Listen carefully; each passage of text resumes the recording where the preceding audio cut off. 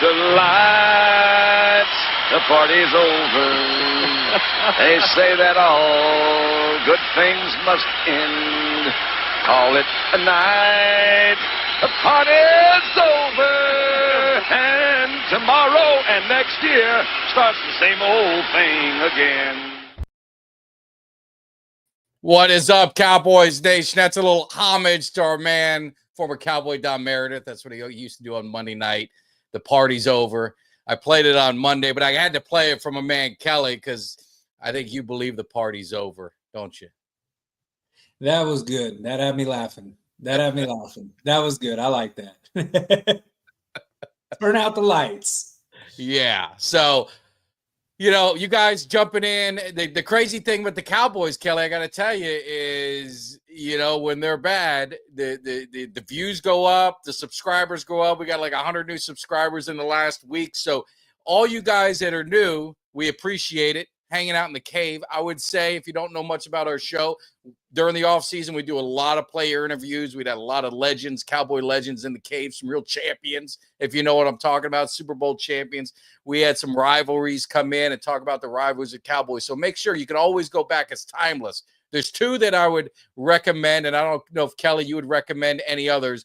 Number one, Eugene Lockhart's very first interview with us, definitely a home run.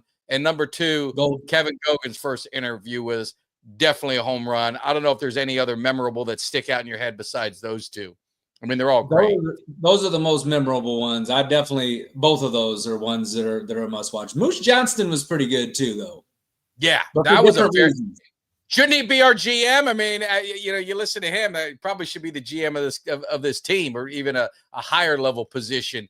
But yeah, it's you know, we enjoy doing those interviews, so we're definitely going to be doing it to fill in the off season. But Kelly, we got like 9 weeks to fill, and it's kind of crazy. This is the Eagles are coming to town, and you know, typically we're pretty excited, pretty pumped, and there hasn't been a lot of talk, has there? Hasn't been a lot of talk with this Eagle Cowboy game.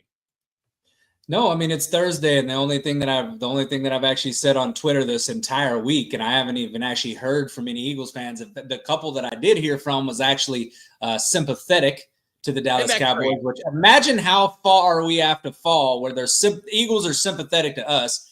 But no, literally, the only thing that I said was that I said, listen, I know that I've said that this season's over. I know I said I'm watching it stress-free, but it ain't going to make it easy for me if we get beat by the Eagles. I still don't want to lose to the Eagles. I mean, I don't like losing, period, but losing to Philly is just a different kind of feeling, you know, and I have not come to the acceptance for that yet. I've accepted a lot of things. I've accepted that fact that the season's over, that this is we're circling the drain.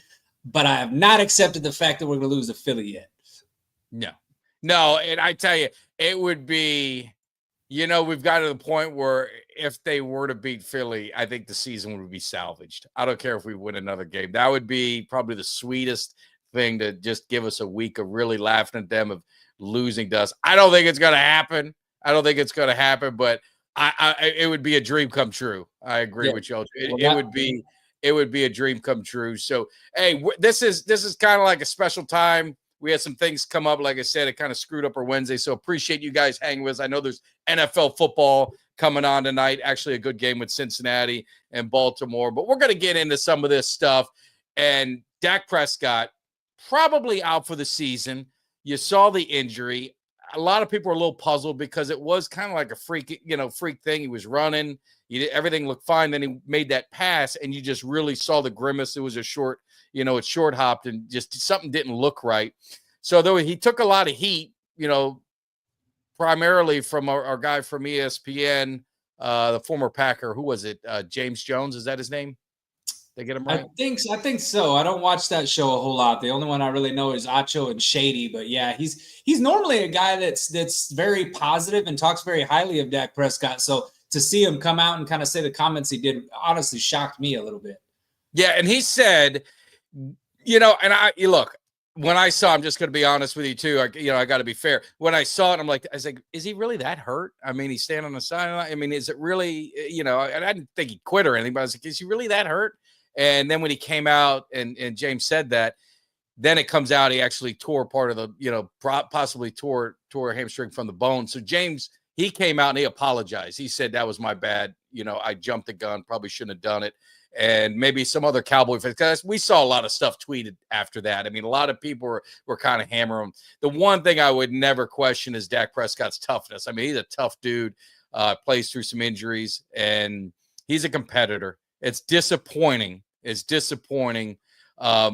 you shut him down anyway? Let's say it's a 6-week injury. You kind of like, to the point is why, unless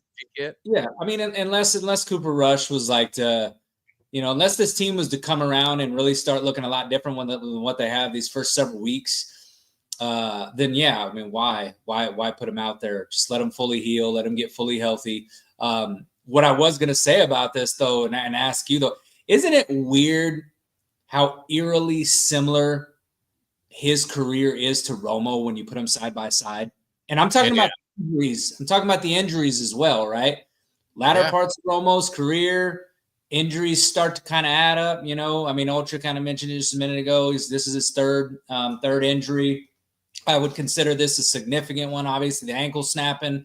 He had a finger issue where he missed some games. But I mean, he's had some injuries.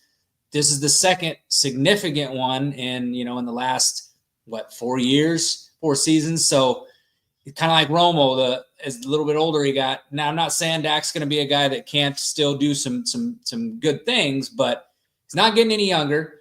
And if we thought that he was not a mobile quarterback, we thought that he needed to run a little bit more. Think about what that's going to do now. I mean, he got injured on a run play the one time with his ankle snapped out of its damn socket.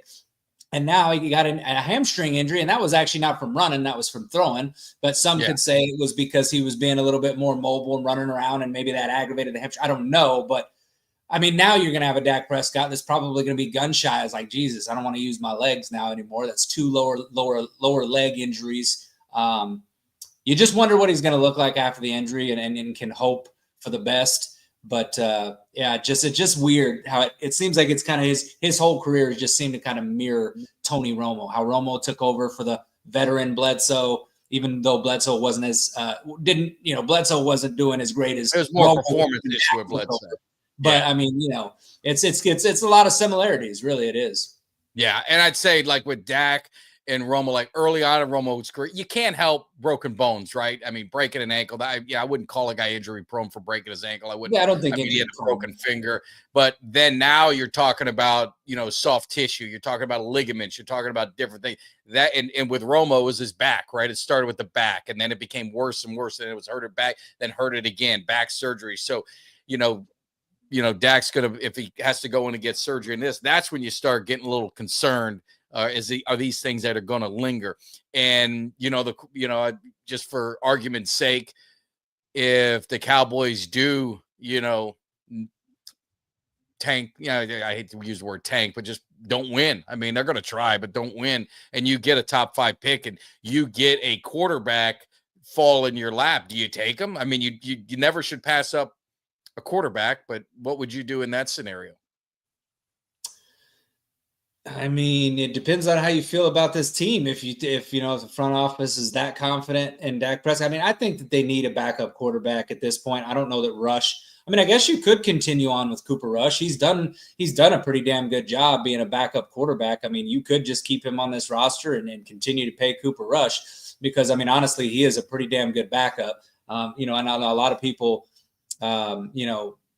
talk about that run that he went on back in 2022 when Dak went down. I don't think we have the same defense. I don't think our defense is playing near what they were at that time. But I mean, you could keep Cooper Rush, but I do think you want to develop a young quarterback. That's why they spent a 4th round pick on Trey Lance. So yeah, I mean, if a good young quarterback falls, why not jump on that? Because I mean, if you think about it, you look at Philadelphia. I remember bagging on them when they drafted Jalen Hurts in the 2nd round and they had Carson Wentz and they had just paid Carson Wentz. And I thought to myself, I was like, damn, but it turned out to be a smart move. I mean, they were able to move on from Wentz and make Hurts their starter. And say what you want about Jalen Hurts. He's been able to consistently win with the Philadelphia Eagles. And, I mean, he's their guy. So I think anytime you got a chance to get a quarterback, I think you jump on it. I think if you're the Dallas Cowboys, you especially jump on it when you're talking about having an aging quarterback.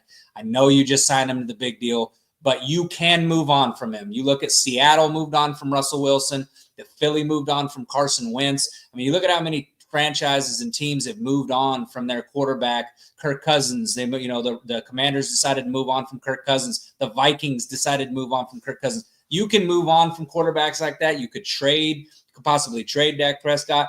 My thing right now is what I'm most interested about is you have all this money invested in Dak Prescott right now. You have all this money invested in CeeDee Lamb right now.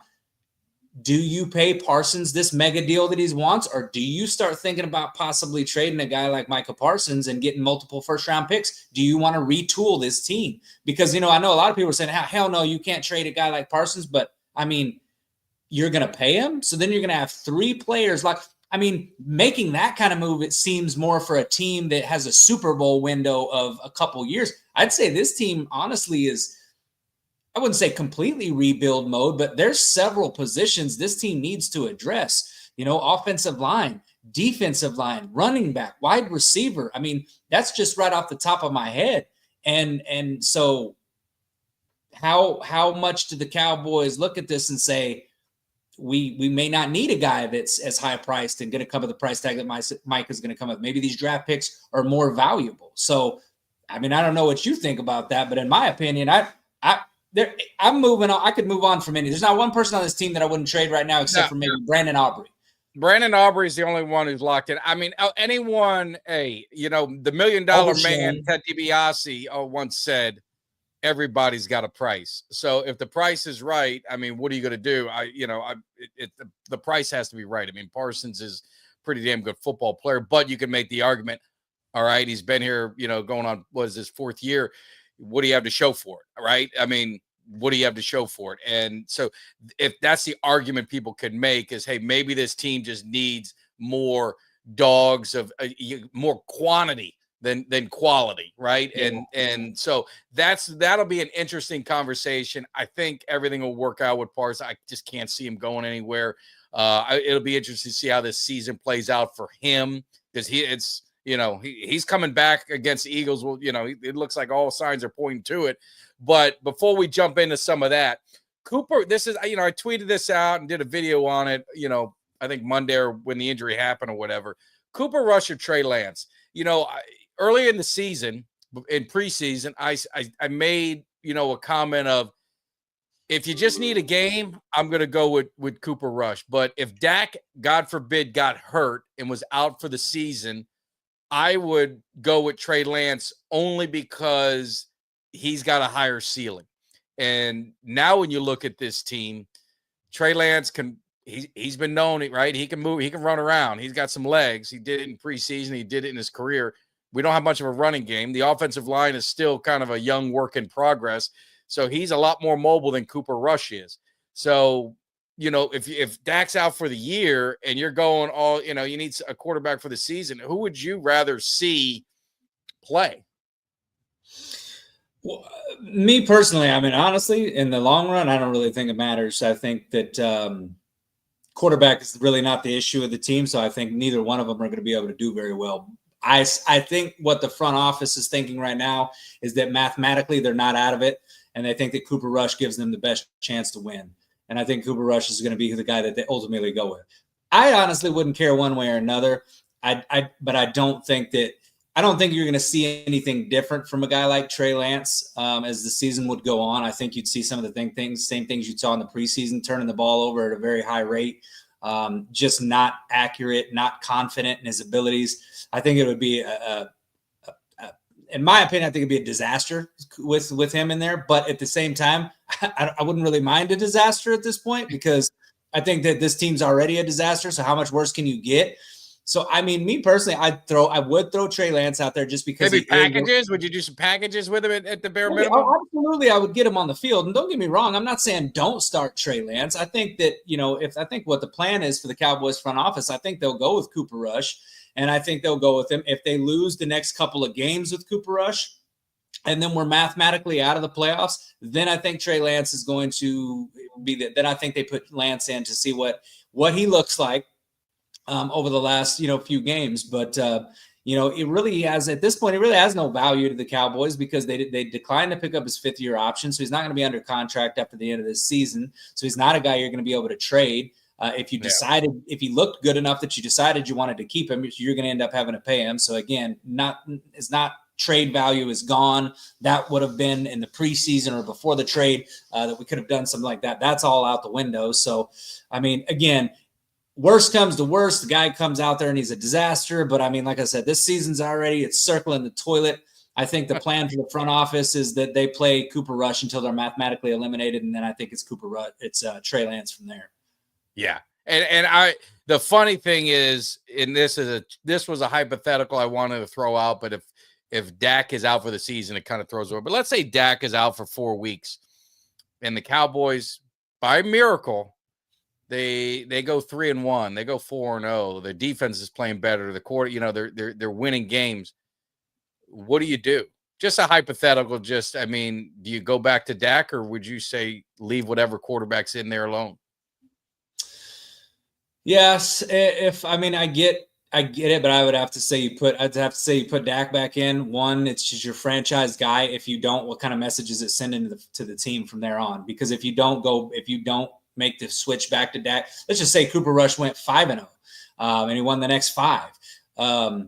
You still go back to Dak, because if you don't, then you're basically making the decision that you're moving on from your franchise quarterback, and you've chosen, Cooper Rush to be your guy.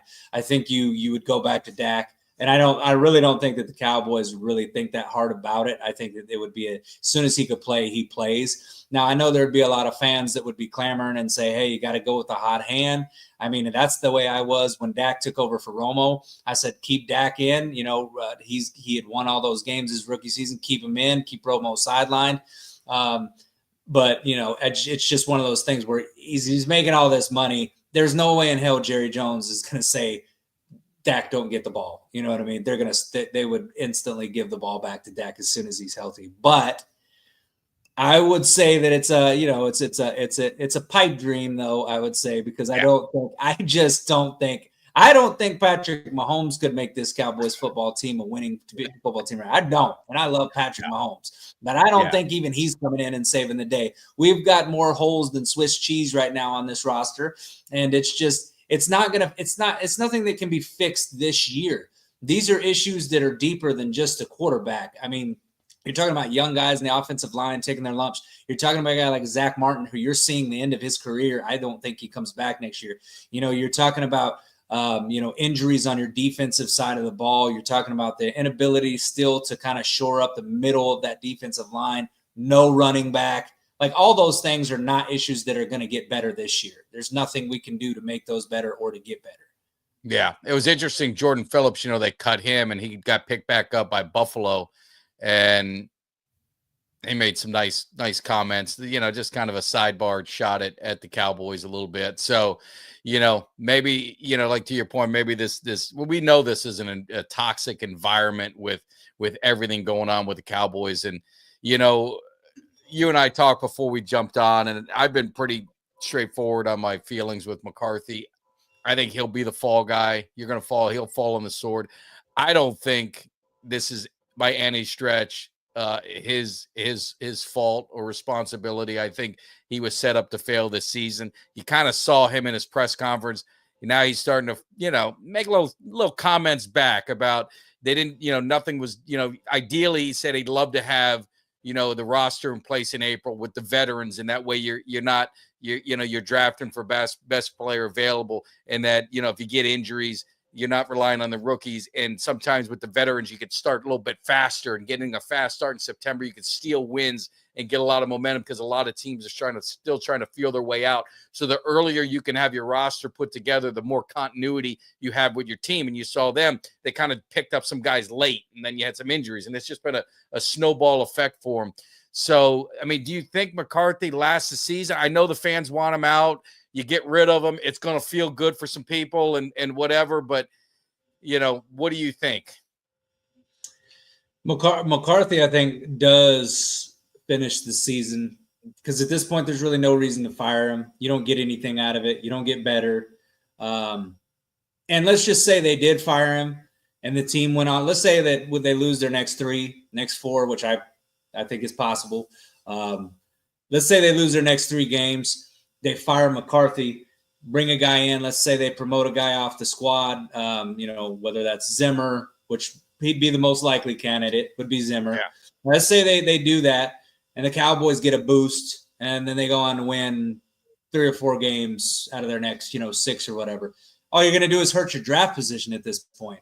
And if you're not going to be in it and you're not going to be competitive and you're not going to be a playoff team, which this team is not a playoff team, why would you want to further, hurt your draft position? Right now, I'm looking at this team. I think we pick in the top 6, top 7. Right now, I don't want to pick outside the top 10. I'm loving a top 10 draft pick at this point.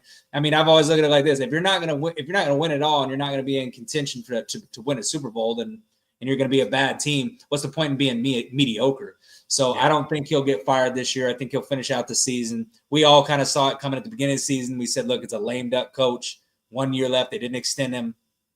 Didn't make any moves in free agency. We said they're setting this up for McCarthy to fall on the sword and get fired. So McCarthy's gone. I would say you do it. Get a guy and bring him in. Because, to your point, let's say they did, and then Zimmer won a few games. You're giving Jerry the kind of ammo to just go ahead and just, hey, let's just make Zimmer the coach. The team responded through injuries and this and that. We're just gonna keep things going. They're gonna say we keep some continuity going. Looking at the coaching situation, obviously we think McCarthy's he's not going to be back next year. What concerns me is, and I've talked about this before, is if Jerry doesn't change his philosophy, I don't care who you bring in. You can bring in whoever the hell you want. Nothing's going to change. And, it took some rock bottom with the 5-11s. You bring a strong personality in like Parcells. He reestablishes some culture in here. He has the hammer. He was riding Larry Allen. I mean, Emmitt Smith's gone. I mean, he was kind of making things happen, retooling the roster, bringing his guys in, Dan Campbell, Richie Anderson. I mean, he brought in his guys, the Parcells guys, as like they always used to like to call them. If he doesn't do that and give up some, who are you going to get? I know Ben Johnson's the name. Everyone's excited. He's doing great things in Detroit.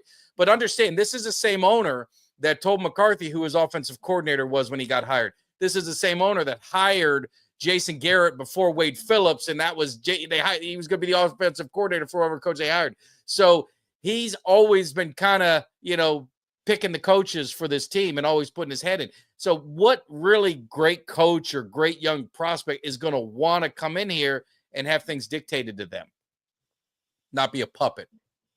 Yeah, I mean, first of all, I think that any coach out there, honestly, would have to look at the Cowboys with at least some intrigue, just because, you've got a number 1 wide receiver and you've got a really good wide receiver in CeeDee Lamb. If we keep Micah Parsons, you've got one of the top 5 defensive players in the league in Micah Parsons. You got good cornerback play with Trayvon Diggs, even though he's having a little bit of an off season right now. And say what you want about Dak, they're going to look at that and say, we've got a veteran quarterback who's proven that, he can win in the regular season.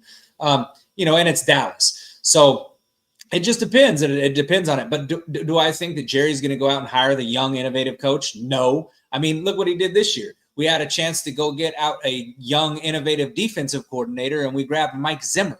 And we waited till all the good defensive coordinators were off the board, and we went after a guy like Mike Zimmer. And many of us, including myself, kind of convinced ourselves that maybe Zimmer can be better. He can be better than Dan Quinn. He can get these guys, to play with more consistency and more fire. And, we did. We talked ourselves into Zimmer. But, I mean, initially when it first happened, I'm sitting there going, why the hell have they not fired Dan Quinn yet?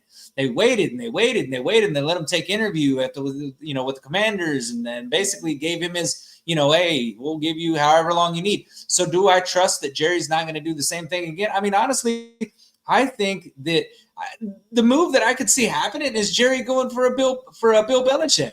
I honestly could. I really legitimately could see that. And I I would fucking hate it.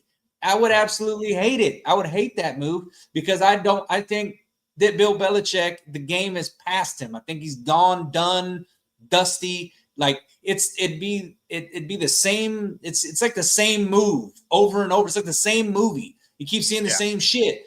And you want to see Jerry Jones hire a head coach and just let that head coach clean house. If he wants to fire everybody, let him fire everybody.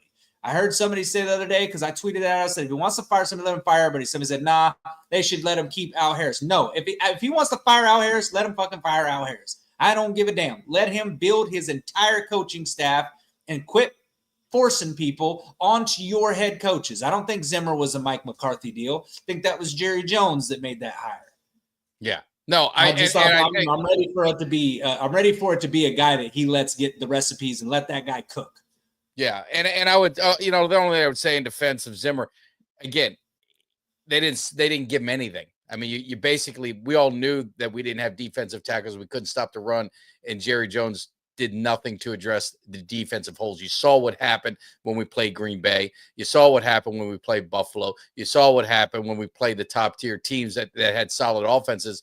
They shredded us, and that's again on Jerry. And I agree with you 100%. If they bring someone in, it's got to be the old school Jimmy Johnson mentality where nobody's safe.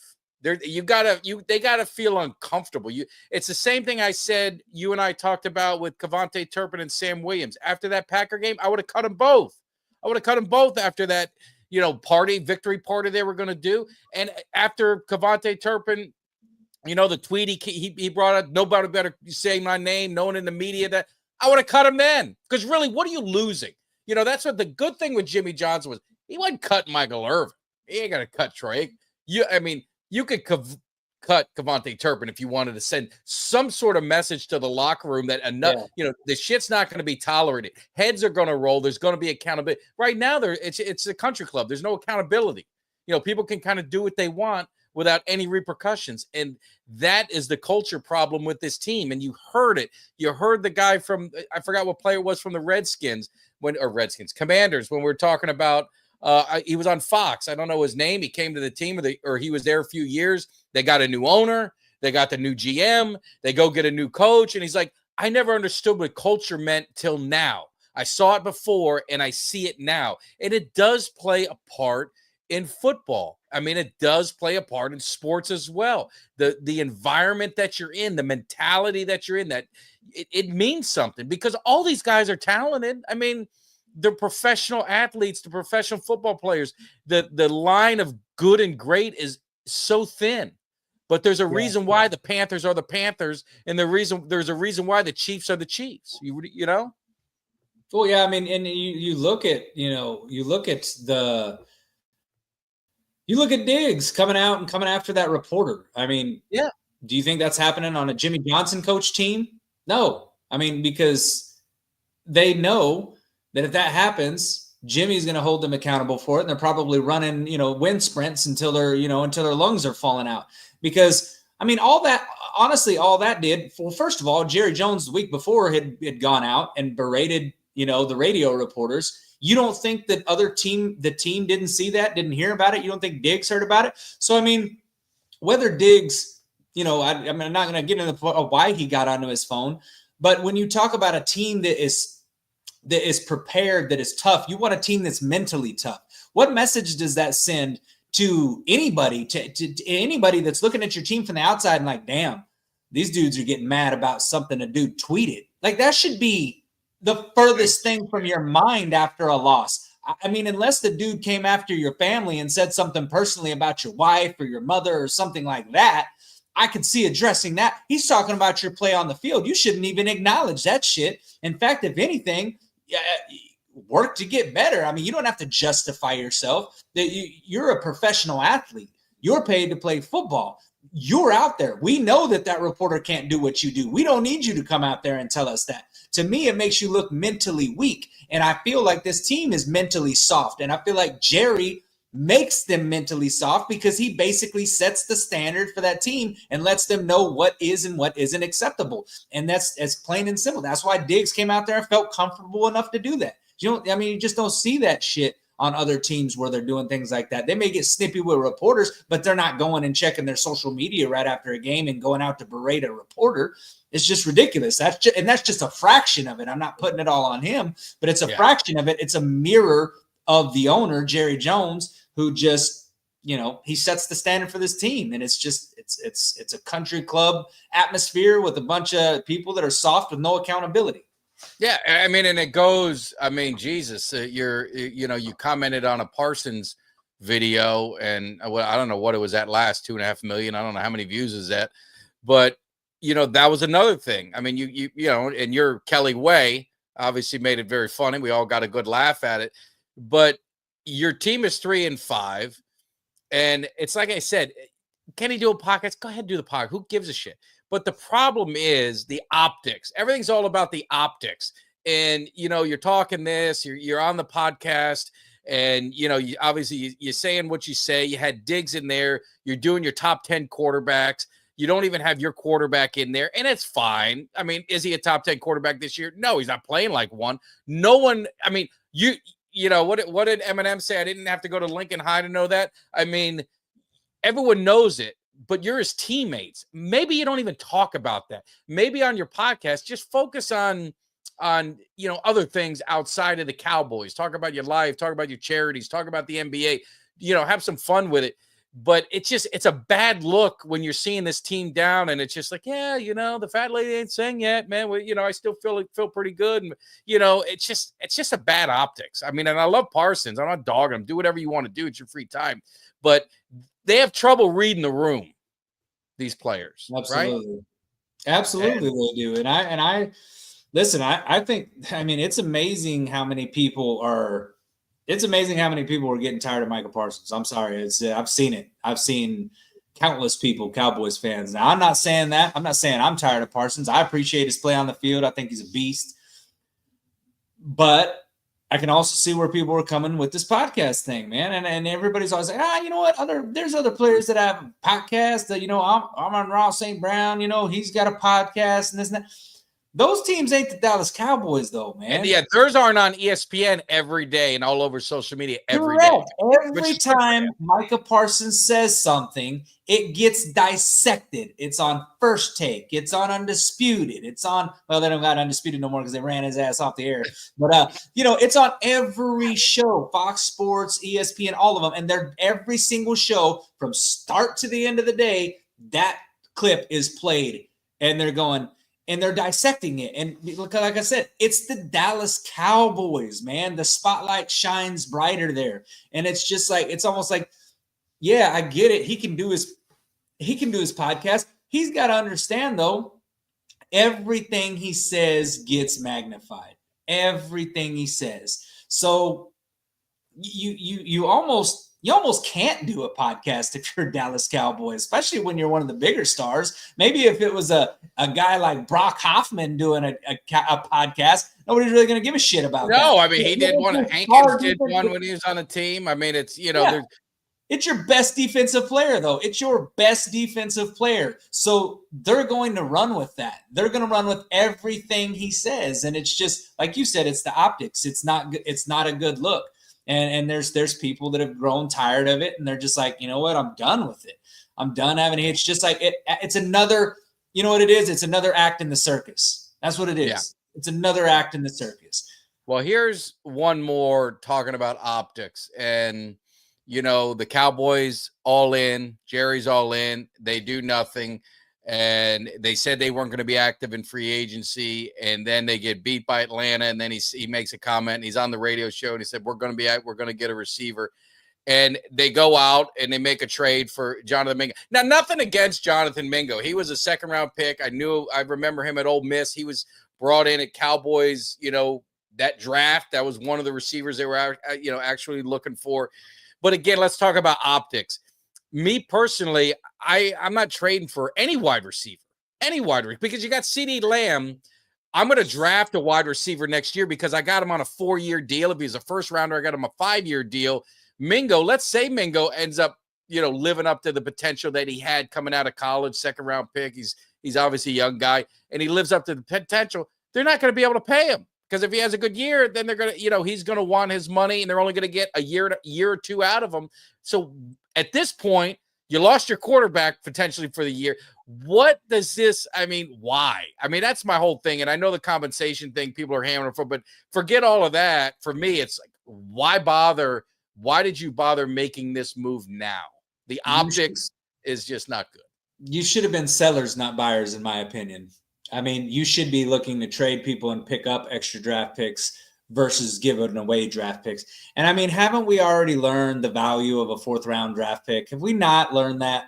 Did we not learn that with Trey Lance? We gave away a 4th, and this year there's still valuable running backs on the board in the 4th round that we were not able to grab because we did not have a 4th round draft pick. Did we not draft a Ryan Flournoy? Are we giving up on him already? Listen, your quarterback just got injured and is likely probably out for the season. Even if he wasn't, even if it was a 2 to 3 week injury, you still have the Eagles, you still got the Texans, you still got the Commanders, all 3 playoff teams. Do we think we're going to win any of those games? I don't know. Probably not, in my opinion. So if you're being realistic, what you need, if you got Cooper Rush as your backup, if anything, you need a defensive player, because what you need this defense to do is step up and keep these low-scoring games, keep the games low-scoring, so that Cooper Rush could duplicate the success he had in 2022. You think Mingo is going to really be that significant of a difference that he's going to help Cooper Rush? Hell no, he's not going to. The reason he wasn't as good as he was is because he had kind of mediocre quarterback play. So now you're pairing him with a backup quarterback, expecting these kind of results. It's just, like you said, it's just stupidity, honestly, in my opinion. And the fact that they gave up a 4th round pick, we don't have to get into that, but it was highly criticized by many GMs. And there was a lot of people said, well, do you believe everything that you read on? I certainly as fuck believe Jane Slater. She has no reason to lie. Jane Slater had an entire thread with like 4 or 5 different anonymous GMs that she talked to, and she gave their specific quotes. One of them gave the vomiting emoji when he saw that trade. And then another one said that it was a 7th round swap. He said, Mingo is a 6th or 7th round swap, and they gave up a 4th. It's just stupid. And then you see these other wide receivers. The Chiefs just got DeAndre Hopkins for a 4th round pick that could escalate into a 3rd if they make the Super Bowl. But DeAndre Hopkins or Mingo, which one would you rather have? And I understand that the financial compensation, Hopkins makes a little bit more, but Hopkins ain't making that much more. We could have still afforded DeAndre Hopkins. Could have afforded any one of those wide receivers. I wouldn't have taken I wouldn't trade for a wide receiver anyway. I wouldn't have done it either. I wouldn't have done it either. Yeah. And the thing is now you're probably not going to draft a wide receiver when you could have drafted a wide receiver. So now you're kind of taking that out. I just wouldn't even have done it. I just, and like I said, he could end up being good. He could end up, he's 6'2", he's 220. He's a big, people wanted a big receiver, big frame, strong guy. He could, he could fit that bill. But again, you're not going to win now. So if he's like you said, now he's going to go up against, he's going to be in a system with a backup quarterback. So he's not going to progress. And then you have next year. And then if he has a good year next year, he's going to want a contract. He's gone. And you could have had just another player that you could have drafted. So I don't know. To me, it was panic move. Again, desperation move by Jerry to try and give the fans something. But again, I think it backfired. I think the optics are, it's just not good. It's just not good. And I just don't get it. Yeah, the Bengals got a running back for a 7th round pick. Mikey's buddy, who's a Panther fan, he laughed at us for drafting him. Mingo has not lived up to the hype, but in his defense, he's had, I don't know how many offensive coordinators in his 2 years, probably 2 or 3 of them. It's just been a revolving door. The quarterbacks suck, but I just wouldn't have done it. I wouldn't have done it. Bad move. Now to get into, I don't even know if we want to talk about this stuff, but I guess we do. Cowboys. We got to. Cowboys. It's our obligation. This was just, you love the game. You love the smack talk with the fans. it's been quiet. It's kind of lost a little bit of luster with the Cowboys not playing well. And then you thought, okay, Parsons is going to be back. I don't know where the hell Bland is. Like, I mean, I've never seen an injury like his take so long to get back, but it looks like he's not going to play. Martin, who we kind of talked about, he hasn't played that well. He's injured. He hasn't practiced yet, but he'll probably play.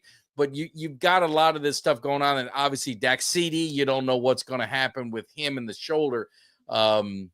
It's set up to be a bad day for the Cowboys, but sometimes when it's everything against you, sometimes you can pull a rabbit out of the hat. I don't know. First of all, I just noticed, since we're sitting there talking about Eagles, I see Carl isn't here, and I'm guessing that's because he didn't know we switched the show to Thursday night, which I'm just gonna say I have not having Carl, an Eagles fan, in here. It's just fine with me, Carl. I don't miss you at all. But yeah. I just want to say I want to say this. I got an Eagles fan that I work with, and we talk all kinds of shit to each other every day. It don't matter if the Cowboys, Eagles, we talk shit every day. And I have had a whole lot of nothing to say this season. Not a lot at all. It's been pretty pathetic. I've been very subdued, if you can imagine that. I mean, I still, don't get me wrong, I still talk my shit, but I can't talk a lot. There's not a lot for me to talk about. So he came, he was like, hey, it's you know what week it is? I said, yeah. He goes, you should come watch the game with me in the Bird's Nest. That's what they call it, the Philadelphia bar he goes to. And I said, not a chance in hell I'd watch it with you son of a bitches. Not a chance in hell. And then he came in, he said, well, what do you think? He said, yesterday he was in there. What do you think? I said, well, I think we're going to lose. And we have an ongoing every year $100 bet each time we play. And he said, you want to give me that money now? And I said, nope, absolutely not. Any given Sunday, I'm going to hold on to that 100 until I absolutely got to let it go. And he's like, so you ain't got no faith in your team? And I said, well, I've watched my team, and I don't think we're going to win. I said, but you know what? I said, you're getting real cocky right now. So let me just tell you this. And I'd say this to any Eagles fan. I said, let me tell you this. If we win that fucking game on Sunday, I said, you're going to want to put in your 2 weeks notice. I said, because I promise you I'm going to be relentless. I am going to act like I won the goddamn Super Bowl. I'm going to be so over the top obnoxious, and they're going to be like, oh, man. And I don't care. You can't tell me nothing. You got to go ahead and point out the fact that we only got, 4 wins if we beat Philly. Point out that we're not going nowhere. Point out that we're not. I've already come to the conclusion that we're not going to the playoffs. I've already come to the conclusion we're not a good team, a Super Bowl team. I'm just taking my wins where I can take them. If we beat the Eagles fans everywhere are going to hate my guts because there ain't shit that they can tell me, and I'm going to be on their ass like white on bread. I can promise you that. Well, and the thing is we're now in that role of the Giants or Washington where we're kind of at the bottom right now. We're a beaten team. We're not as good as Philly right now. I mean, make no mistake about it. They're a better team than we are. So we got nothing to lose. If they beat us, you beat us. You beat us without. We can go back to the old adage: you beat us without Dak Prescott. So all right, you got us. You beat us. You know what I mean? But if we beat them, it'll be over. It'll be. I will be talking shit. I don't care if we don't win another game. You understand? We don't need to win another game after that. I will be talking shit. And it will not stop, and I will be relentless. I'll be obnoxious. I'll be overbearing. I'll be everything that you roll it up into one, and they're going to have to love it. And they're not going to be able to say that. I don't give a shit how their season ends. All I'm going to say is, you remember, Cooper Rush beat Jalen Hurts. We whooped that. It would just be. I don't know I doubt it'll happen. But I mean, like I said, I'm not sitting there holding my breath over it. I wouldn't put any money on it. If anybody asks me what I think that this is going to be a loss. Even though when it comes down to score prediction time, I'm going to go ahead and pick the Cowboys to win, just because of the fact that I will never pick us. I wasn't going to do a score projection.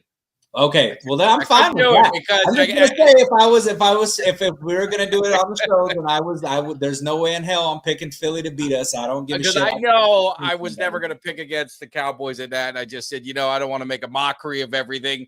I don't want people to make a mockery of us, and I don't want to put our great Cowboy fans in that position, because someone will snap it, someone will record it, and someone will talk shit about it, the fans, and it's not fair. I mean, we're a beaten down fan base right now, and it's funny. I mean, you made a joke about the picture of me and my daughter, and you think the stress would rip all of us apart, and we'd age 500 years. And I tell people, being a Cowboy fan, the one thing that we've got thick skin, because we get shit talked no matter where we go, whether we're good or bad, and all of this. So all the stuff that these guys say, it don't bother us. But you know who doesn't have thick skin?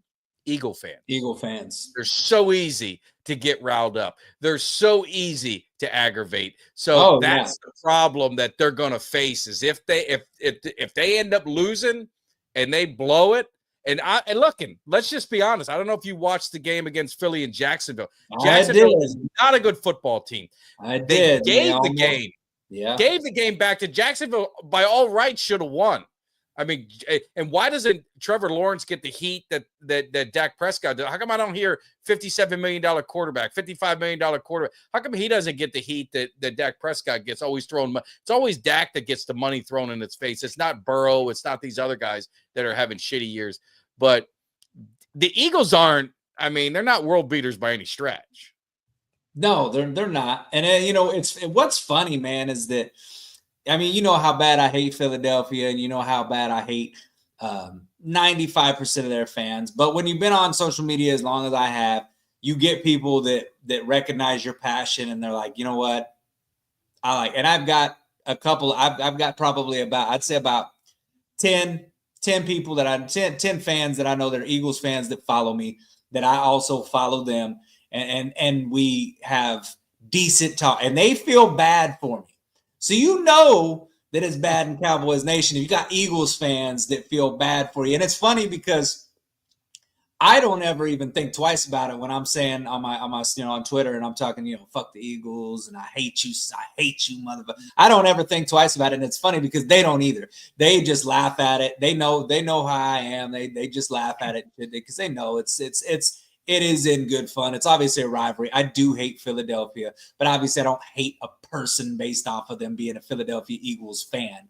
I know there's some of them that are good. There's some that are obnoxious. There's some that are pieces of shit, but that's in every fan base. But it's just funny to me that I've got Eagles fans that are sympathetic towards me, because I'll be honest with you, I would never be sympathetic towards the Philadelphia Eagles or their fan base. I would be piling on him. I mean, I told that Eagles fan, because he's been giving it to me all the time at work, and I said, you know what?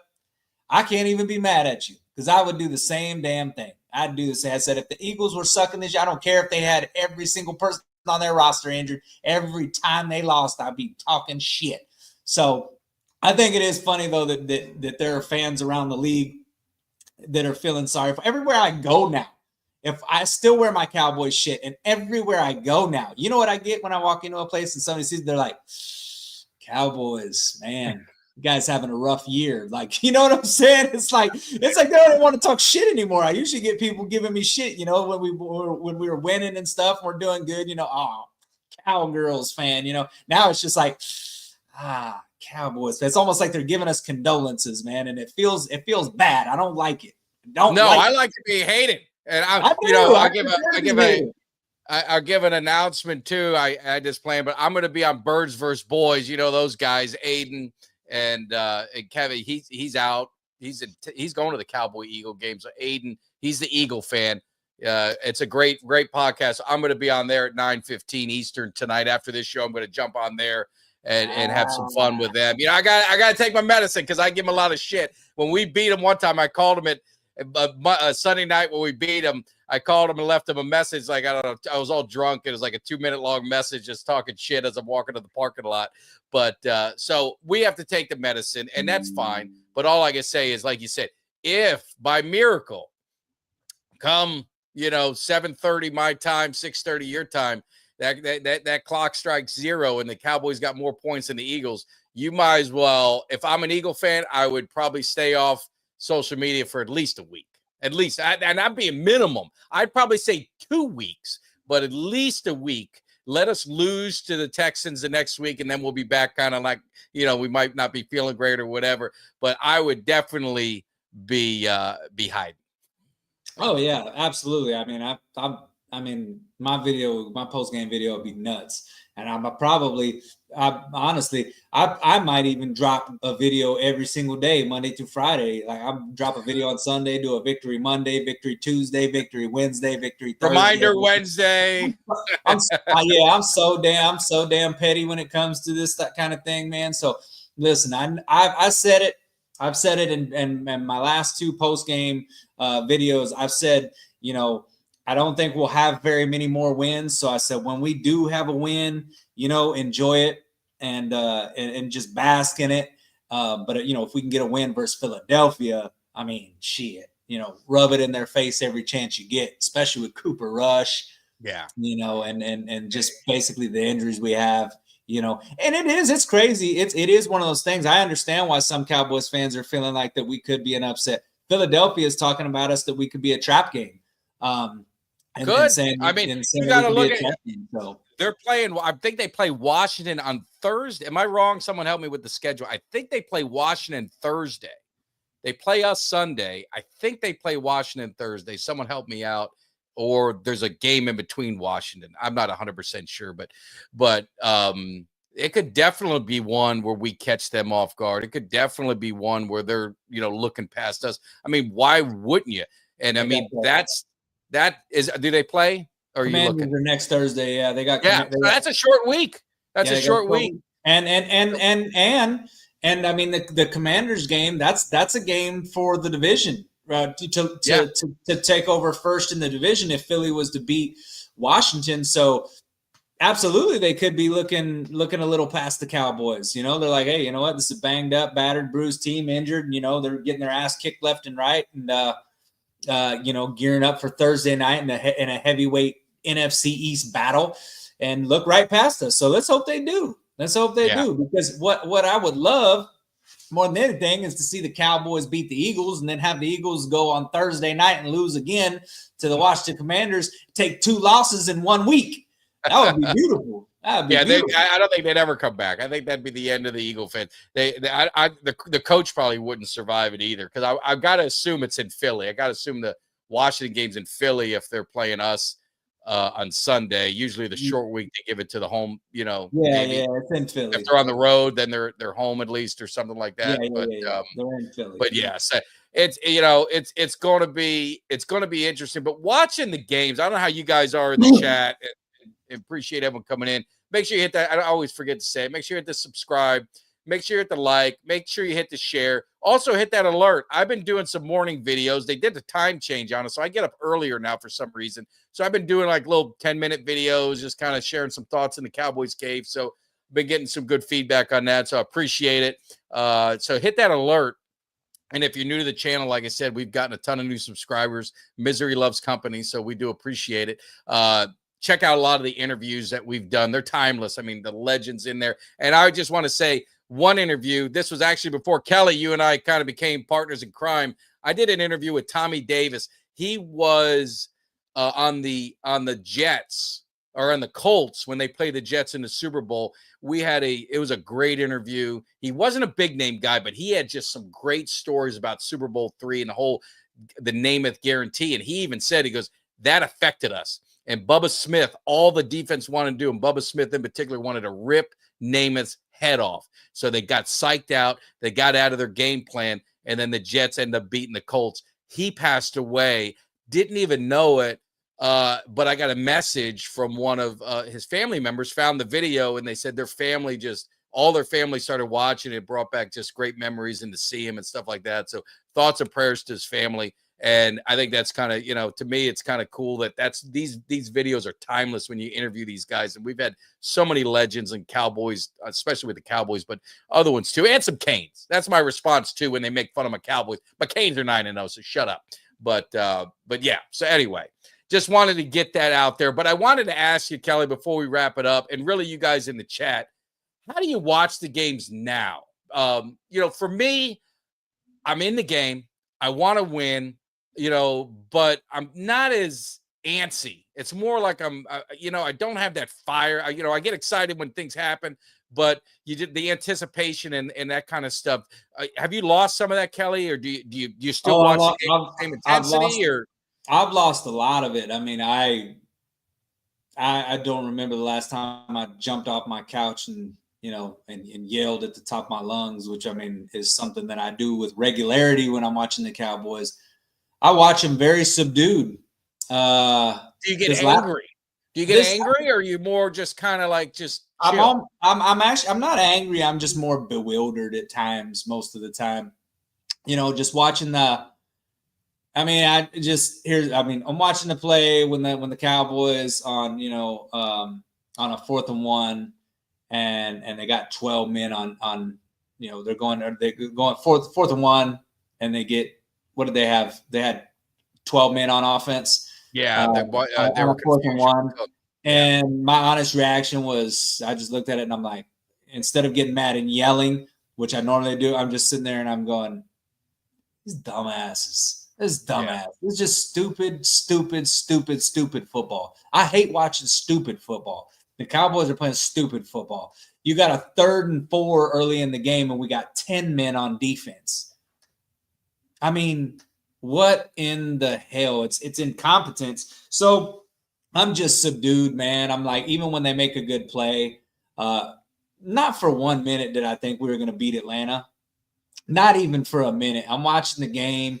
There was a time when I almost started snoozing. I almost took a little nap during the game. That would never happen prior to this season, because I just wouldn't. I could never miss a second of Cowboys football. I'm just watching it just so uninterested almost. Like, I watch it because I love the Cowboys and I would love to see something switch, move, something change. But nothing changes, man. And the more I watch them, the more I'm just almost in shock that this team won 12 games last year and that they are so bad this year. So bad this year. And I've talked about the fact that, that I understand, I don't think it would do anything to get rid of Mike McCarthy.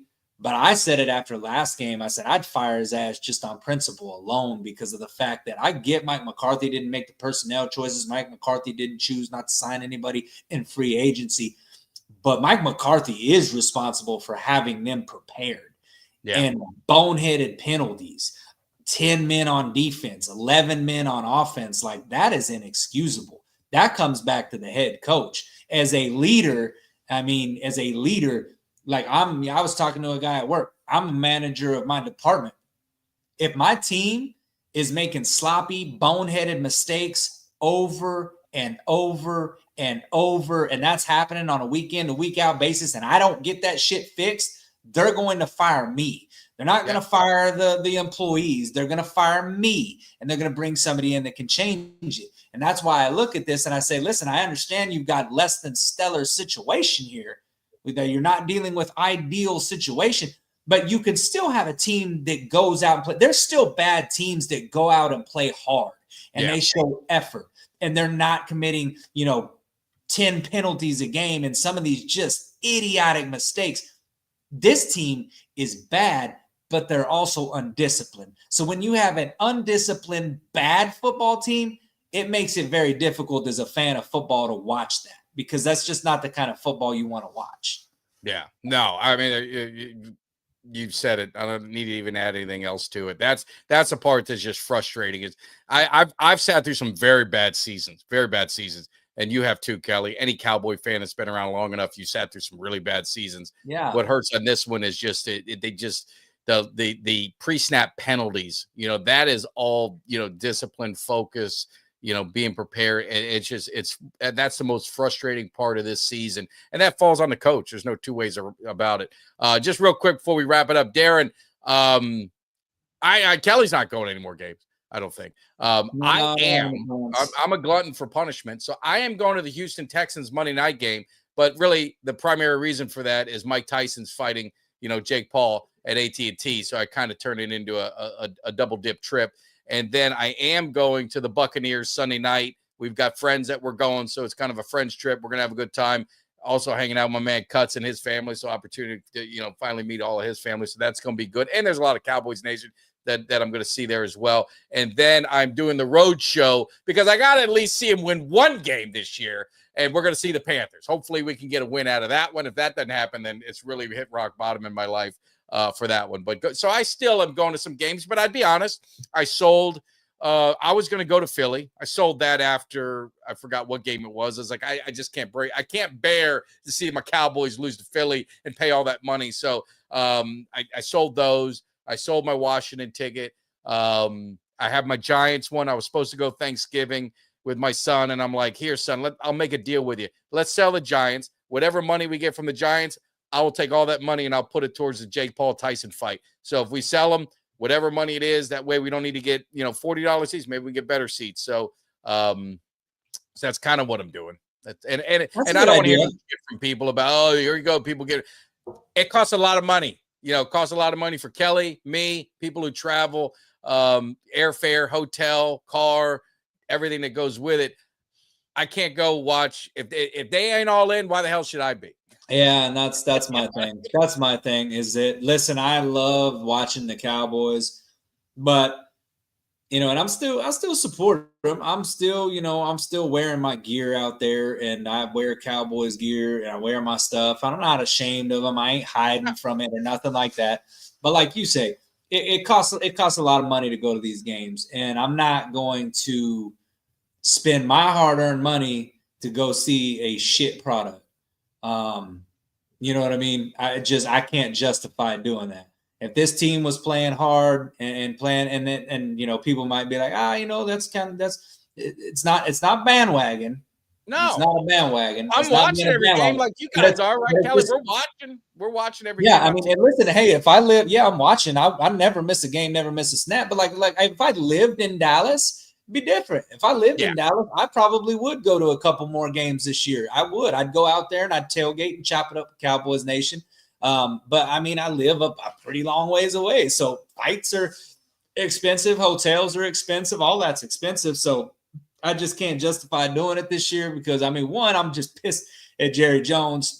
And I don't feel like giving him no more of my hard-earned damn money because that son of a bitch, he did what he did. And I don't think anybody right now wants to forgive him or can think about forgiving him. But I mean, with you, I couldn't blame you to go into it. I mean, hell, you got season tickets, man. I mean, you might as well get to at least, another game, maybe even two more games, however many you want. You got season tickets, you know what I'm saying? So you got them season tickets, and make the most out of the memory. And that's the thing too, is that a lot of it is the memories that we get with other Cowboys fans and being able to tell that. That's what we do it for. And I mean, I know me and you both have talked about it. So that's the big thing. So this year it's not about the wins. It's more about the memories we can make with the people that we love to hang with. So no, absolutely. And like last year I went to 8 games, I went to 8 games because it was a fun year. It's like, hey man, let's do it. I have tickets, let's go. I don't want to sell them. I want to, go. So it's all how the vibe is of the year, and the vibe is just kind of down. So it's like, hey, I'll just, I'll never get to a point where I'm going to say, hey, I'm going to go find something else to do. I'm not going to watch the Cowboys. I'll never miss a game. I can't tell you the last time I ever missed a Cowboy game. I got married in February to ensure I was never going to miss a Cowboy game. And just in case the Cowboys went to the Super Bowl, I wasn't going to miss that. The strategic thing I did was when I got married, my honeymoon happened to be the week of the Pro Bowl back when it was in Hawaii, just in case I wanted to go to the Pro Bowl, we can kind of finagle it. But I think the Cowboys sucked that year, so it didn't happen. Yeah, but anyway. well, I am the same way. I have not missed a Cowboys game since it's got to be 2001, 2002, when I was like 21, 22. I had a job, and unfortunately I had to work on Sundays. It was a job that I had to work on Sundays. So I did miss some Cowboys games back then. I actually worked like every other Sunday. But since then, since 2001, starting in 2002, I have not missed a Cowboys game. And that's a pretty long streak going on right there. It's 2002. That's 22 years. 22 years that I haven't missed a Cowboys game. So, and I don't plan on missing one anytime soon. And I don't even turn the game off even when we're losing. Even when we're getting I watched the bitter end. Yeah, I'll watch to the bitter end. And I do. They can't hurt me any more than they already have.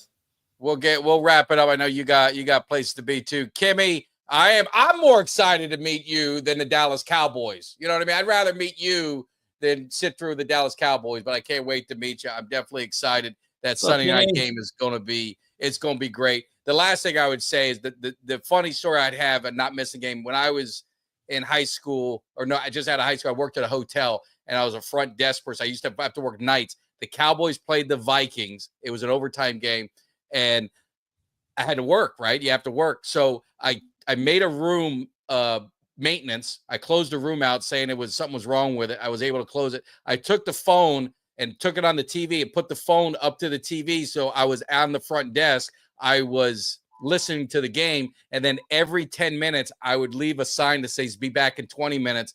And I would go sit in the hotel room and watch the game. And then I'd come back and there'd be a line of people wanting to check in. I get them checked in. As soon as I get them done, I go back in 15 minutes and I would go run back and forth to watch the game. So I'll do anything to watch it. Yeah, we find a way. We'll find a way. So, but anyway, Kelly, yes. And everybody, I know it's Thursday. It's kind of our off night, but appreciate a couple hundred of you guys hanging out with us. Make sure you hit that subscribe, hit that like button on your way out. If you're watching on Twitter, we definitely appreciate it. But we also love it if you come over to YouTube and hit that subscribe and hit that thumbs up as well. It just helps the whole algorithm, helps everything going through. But I'll be on Birds vs. Boys in about 10 minutes, 10 to 15 minutes. I'll be on Birds vs. Boys. So if you want to hear some Cowboys-Eagle talk and you hear an Eagle and Cowboy going at it, because I'm not going to back down. I ain't backing down from it. You can head over on their channel. I'll be on there. It'll be a lot of fun. Also, Greg and I will be doing our Sunday morning show. We'll try and get you guys prepared for what's going to happen. And then Kelly, look for Kelly's video. I got my video I'm going to do. The only thing that sucks is my videos work better when we're winning. It's kind of a down. Now I got to start thinking of creative things to try and get some excitement. It's the hardest thing to do. You know, that's why I'm so envious of you, is because you get that ending. So you can rip their hearts out or you can talk shit. It's a win-win for you. But I love the videos. The bag home run, I can just tell you, I sent it to probably everyone in my family that Cowboy fans are not, but I sent it everywhere. That was probably one of the funniest post-game videos I've ever seen you do. I appreciate it. I hate that we've come to this point, but you might as well laugh. If you can't laugh at ourselves, I mean, what good is it? You got to have fun with it, man. I mean, that's the thing. We love our Cowboys. Every team has years like this. And, you know, it's just one of those tough years. And we're gonna limp through it, and hopefully for the better. And maybe the Cowboys will come out a better team after this and be even stronger. Maybe this is what they need to change that mentality. So we appreciate it. Kelly, have a great time tonight. Where are you going? What did you say? You got dart tournament? Dart tournament. Yeah, dart league. All right, man. You better bring it, man. Don't embarrass. Hey, we don't need no more losers on here. We need a winner. So make sure it happens. Have a great weekend. You guys take care. Peace out. See you. Give me somebody that's hungry. Give me somebody that's hungry. I need somebody.